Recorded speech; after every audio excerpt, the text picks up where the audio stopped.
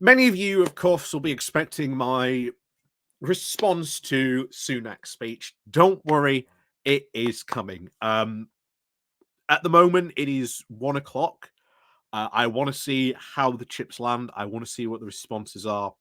I just want to see what happens. So that video might be coming out tomorrow. Maybe we'll do an emergency video. We'll see if anything fun happens in the next 24 hours. I don't even know why. I've looked at an invisible watch. It's freckle past hair. But here's something I definitely want to go over, because you may remember Birmingham City Council went bankrupt or declared bankruptcy, and it was a news story for quite a week, with the Conservatives, and especially the local Conservatives, saying, ha, see, this is what you get when you have a Conservative council. How foolish you are for voting in these people. Only true blue Conservative councils can save the UK, because we are fiscally responsible enough to be able to manage our own finances. And of course, you can see where the joke's going at this point. But this equally should also be big news. I've said for quite a while that probably this year and next year, there will be many, many, many council bankruptcies. Two reasons. First of all, the continuing pressure that austerity has put on councils, and the inevitability that one of these councils may end up in some sort of financial hardship or have to pay an unexpected cost. Birmingham's city councils was because they were having to pay out a lot of lawsuit costs that they've been paying out. That's what led to their eventual bankruptcy. We've seen other councils that have made bad investments, which at the time they thought were good ones, but turned out not to be so. And as we always said, it was not going to be just Labour councils, it was going to be the Conservative councils as well, because not only have they been starved of money, but they've been cut off from EU development grant money. And that money in particular, was one of the big things that was keeping a lot of councils above water. And this year in particular, was when that money would run out. And what are we seeing? Councils go bankrupt, or in this case, the Tory-run Council of Hampshire facing financial meltdown. So let's go digging into this and find out more what's happening, because I'm sure all the Tories during their conference are going to be talking about this. So let's crack on into this one then, shall we? But before we do that, please do remember to click on the like, share, and subscribe button. And of course, down below, there are links to my Patreon page and a one-off link called Buy Me Coffee, where you can buy me coffee. And of course, there is the YouTube thank you button. And of course, it's the Pony Club down below as well. So remember, if you are a member of the Patreon page or the Pony Club, there is a new video out for you today, as well as all the other videos that we have done for you as well. So let's crack on into this one. This one comes from The Guardian with the title of Tory-run Hampshire Council says it faces financial meltdown. One of the UK's largest Conservative-run councils has warned it faces financial meltdown and has called on ministers to fix the broken government funding system to avoid it, and many other authorities plunging into effective bankruptcy. Remember, that local funding budget, the very thing that Rishi Sunak meddled with all those Labour funding formulas to take money from those poor areas and give it to the rich areas. Hampshire County Council said that without a major overhaul of council finances in England, which it admitted was unlikely to come in time to prevent further cuts, it would be forced to push ahead with drastic resolutions on local services over the next 18 months. The council has to find £132 million by April of 2025 to fill a widening budget gap, but has warned that it cannot rely on operational cuts and council tax rises alone to balance the books without ditching safe levels of core services. One of the things I would guarantee that if this is or not, I think social services money for old people having to fund care homes, that is the biggest budget that a lot of these council places are running. And I wouldn't be surprised if there are people from this area that would be telling me stories about how this council has got into this financial position. So if you are from this area, please do tell us in the comments what you've seen going on in this area, because it's always interesting to see someone from that area commenting saying, oh, well, this happened, and oh, they didn't talk about this. So please, if you are from the Hampshire or you are in the Hampshire City Council area, please do comment and tell us what you think and how it's led to this. It'll be always interesting to see sort of a local point of view. So back to it. So a paper to meeting of the council's cabinet next week states, these are not problems that we can fix on our own, and the government must intervene if we and the whole local government sector are to avoid financial meltdown. Are they going to intervene? No, absolutely not.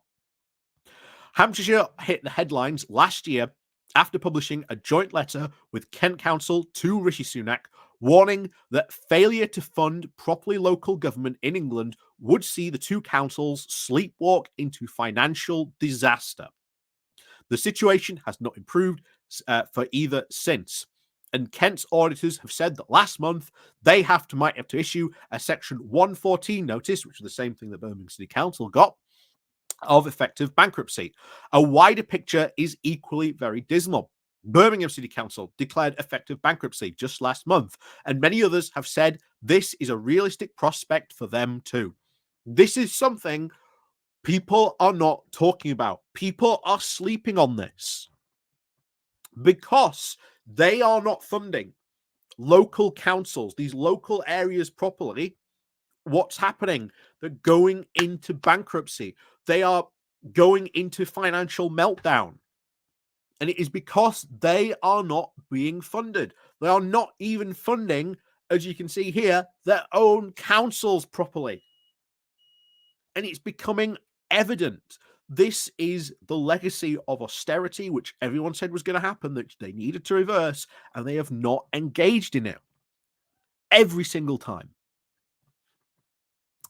So, back to it. On the side, there's a prospect too. Hampshire says that they are already drained its reserves to try and meet these budget gaps and will be forced to introduce bare minimum levels of service by April 2025 to avoid bankruptcy.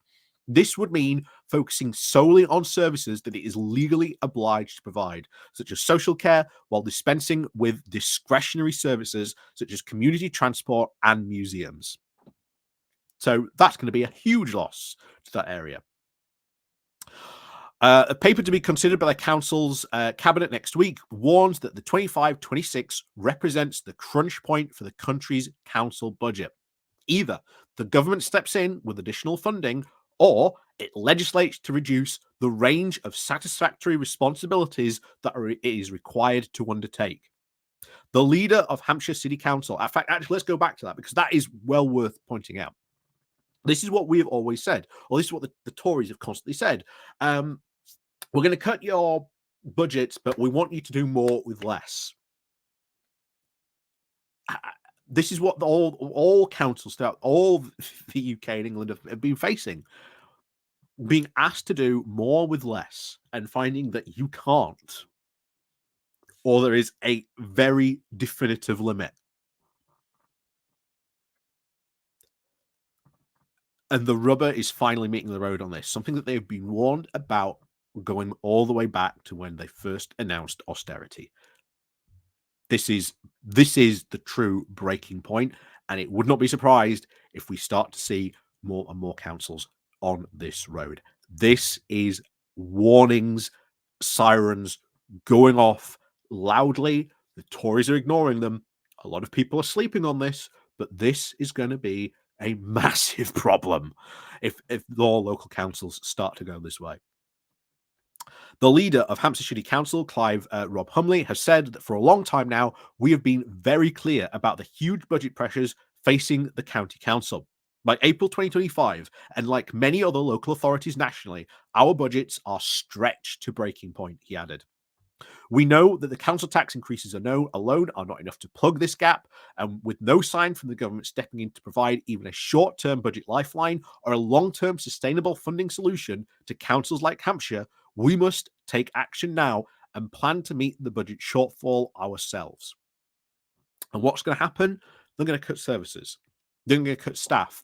They're going to cut museums, cut stuff that, people of Hampshire are used to having.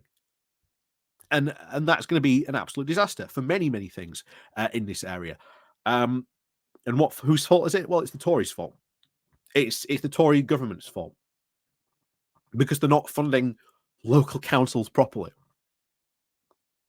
And bear in mind, we have seen funding formulas quite clearly that have favoured cutting less from Tory councils than the Labour ones. The Labour councils have had their budgets more heavily cut than some comparatively similar sized Tory councils. And yet here you have a Tory-run council said, our budget is stretched to breaking point. We cannot survive any more austerity. And yet you've got Rishi Sunak giving his big speech today that we're going to challenge all this stuff. We're going to bring common sense back into the government. All this stuff, we're going to level up all these things. And yet you have a funding crisis in the local government going on underneath all this stuff. And I'll tell you now, what happens if in one day multiple councils come out having to issue Section 114 notices? That's the nightmare scenario. And once again, this is something that you need long-term planning to think about and plan for to be able to provide them, long-term funding. But they're not. They're waiting until these councils go bankrupt and then go, oh, here's a solution.